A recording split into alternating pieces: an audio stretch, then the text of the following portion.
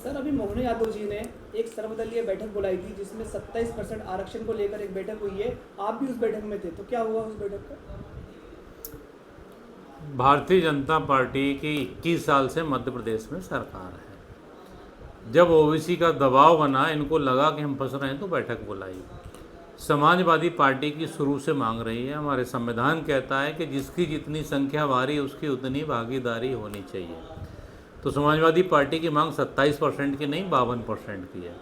27% में जो 13% पद होल्ड रखे हैं, जो ऑलरेडी हो चुका था आरक्षण 27%, तो इन्होंने कुछ विभागों में अभी लगभग 27,000 से ज़्यादा पद होल्ड रखे हुए हैं। उनको तुरंत सरकार अनहोल्ड करे, उनकी भर्तियां शुरू करे। और पिछले 6 साल में जो ये झमेला चल रहा है, सरकार जो लटकाए हुई है, इनके महाधिवक्ता जी गलत जानकारियां दे के भ्रमित करते हैं, तो वो भ्रमित न करें और इनको तुरंत नौकरियां दी जाएं। और 6 साल में जो लोग ओवर एज हो गए हैं उनको भी उसमें कंसीडर किया जाए, क्योंकि जो ओवर एज हो गए हैं वो उन बेचारों की क्या गलती है, इसमें सरकार की गलती है।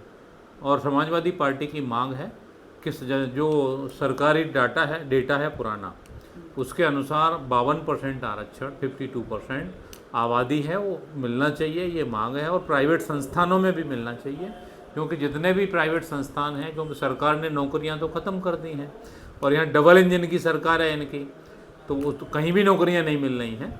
तो प्राइवेट जो संविदा आउटसोर्सिंग पे भर्तियाँ की जा रही हैं, उसमें भी आरक्षण लागू होना चाहिए। सर, इसके बाद सीएम ने एक बात और बोली कि 10 तारीख को हम लोग एक और बैठक करने वाले हैं। उस बैठक का क्या निचोड़ होगा? उन्होंने ये बोला था कि 10 तारीख को जो महाधिवक्ता हैं और हम लोगों के जो वकील थे वो आपस में मिलकर तय कर लेंगे, हमारी देने की मंशा है। तो ये लोग तय कर लेंगे कि सरकार चाहती है कि हम 27% आरक्षण दें। तो महाधिवक्ता कह रहे थे कि कोर्ट में कहाँ अड़चन आ रही है, ये दोनों वकील पक्ष बैठ के तय कर लें। तो सीएम साहब ने दोबारा बैठक के नहीं बोला है, उन्होंने बोला है कि वकील आपस में तय कर लें, कहाँ अड़चन आ रही है, सरकार की मंशा है। लेकिन हम तब मानेंगे, समाजवादी पार्टी तभी मानेगी जब सरकार उसको लागू कर देगी। 10 तारीख को कोई समाजवादी पार्टी की तरफ से भी एडवोकेट जाने वाला है? हाँ, बिल्कुल जाने वाले हैं, समाजवादी पार्टी की तरफ से भी एडवोकेट जाने वाले हैं हमारे। तो वहाँ पे और डेट भी अभी 10 तारीख कंफर्म नहीं की है, 10 से पहले मिलने के लिए बोला था, तो डेट अभी बताएंगे वो। तो उस बैठक में पार्टी की तरफ से भी वकील साहब जाएंगे। सर, 2023 में संविदा शाला शिक्षक वर्ग 3 की भर्तियाँ हुई थी और इसमें भी 13% का ही जो इन्होंने पालन करवाया। और जब लोग हाईकोर्ट में गए और फिर वहाँ से स्टे ले आए, तब जाके इन्होंने अनहोल्ड पदों को जारी किया। तो इस बारे में वहाँ पर चर्चा नहीं हुई क्या सर्वदलीय बैठक में, जब आप इस परीक्षा में कर सकते हैं तो सभी परीक्षा में हो सकता है? अभी पूरे शिक्षा विभाग में नियुक्तियाँ इन्होंने रोक रखी हैं, अभी भी होल्ड हैं, अभी नहीं दी है इन्होंने। पुलिस विभाग में होल्ड कर रखी हैं और भी बहुत सारे विभाग हैं। अभी एमपीपीएससी में इन्होंने स्टे लाए थे, फिर इन्हें लगा गलत कर दिया तो फिर माफ़ीनामा मांगना पड़ा इनको, दोबारा एफिडेविट दिया है।